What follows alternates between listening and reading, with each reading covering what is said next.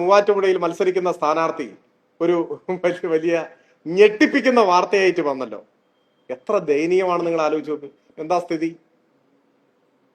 അദ്ദേഹം ഈ വാർത്താ സമ്മേളനം നടത്തി പ്രളയം മനുഷ്യനിർമ്മിതമാണ്, അതല്ലേ അതിന്റെ പ്രധാന ആരോപണം ഉന്നയിച്ചു. അപ്പൊ നിങ്ങൾ സ്വാഭാവികമായിട്ട് ചിന്തിച്ചിട്ടുണ്ടാവില്ല എന്തുകൊണ്ടാണ് ഇദ്ദേഹം കോടതി പോകാത്തത്. സാധാരണ കോടതി പോക്കാണല്ലോ, താഴെ മുതൽ കോടതിയിലേക്ക് പോകല്ലേ സാധാരണ. ഏതെല്ലാം കാര്യത്തിൽ കോടതി പോയി. വേറൊരു UDF സ്ഥാനാർത്ഥി വെല്ലുവിളിച്ചല്ലോ, പേടിപ്പിച്ചല്ലോ. ഇയാൾക്ക് സ്വന്തമായി ഒരു വക്കീൽ ഓഫീസ് ഉണ്ട്. നമ്മൾ പേടിച്ചു പോയി. സാധാരണ വക്കീൽ അഡ്വക്കേറ്റുമാർക്കൊക്കെ പിന്നെ സ്വന്തമായിട്ട് പച്ചക്കറി പീടിയാണുള്ളത്. സ്വന്തമായി ഒരു വക്കീൽ ഓഫീസ് ഉണ്ടെന്നാ പറഞ്ഞു. സ്വന്തമായി വക്കീൽ ഓഫീസുള്ള ആള് എന്താ കോടതി പോകാൻ? അത് ചിന്തിച്ചോ നിങ്ങൾ?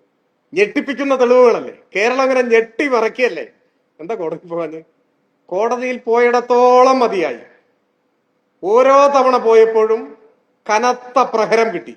പിന്നെ അദ്ദേഹത്തിന് ആശ്വസിക്കാം. അദ്ദേഹത്തിന് മാത്രമല്ല, പ്രതിപക്ഷ നേതാവിനെ കുറിച്ചാണ് ബഹുമാനപ്പെട്ട കോടതി ഈ അടുത്തൊരു കേസിൽ പറഞ്ഞത്. എന്താ പറഞ്ഞത് ഓർമ്മയില്ലേ?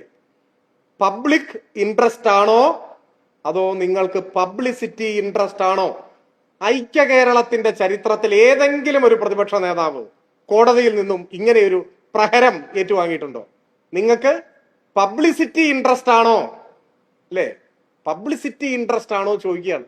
ഇതിനേക്കാൾ ഒരു കോടതിക്ക് ആക്രമിക്കാൻ പറ്റും. അതുകൊണ്ട് ഇദ്ദേഹം തനിച്ചല്ല. ഇദ്ദേഹത്തോട് കഴിഞ്ഞ അവസരത്തിൽ സുപ്രീം കോടതി എന്താ പറഞ്ഞത് നിങ്ങൾ ഓർക്കുന്നുണ്ടോ? അതാണ് കോടതി പോകാത്തത്. സുപ്രീം കോടതി പറഞ്ഞത് രാഷ്ട്രീയ സമരം നടത്തേണ്ടത് കോടതി മുൻപാകെ അല്ല, അതൊക്കെ വല്ല തെരഞ്ഞെടുപ്പിലും പോയിട്ട് പ്രസംഗിച്ചോന്ന്. ഇങ്ങനെ തെളിവില്ലാത്ത കാര്യങ്ങൾ, ദുരാരോപണങ്ങൾ ഉന്നയിക്കേണ്ടത് കോടതിയുടെ വിലപ്പെട്ട സമയം മെനക്കെടുത്തിക്കൊണ്ടല്ല. നീ വല്ല കോർണർ യോഗത്തിൽ പോയി പ്രസംഗിക്കുക എന്നാണ് പറഞ്ഞതിന്റെ സാരം.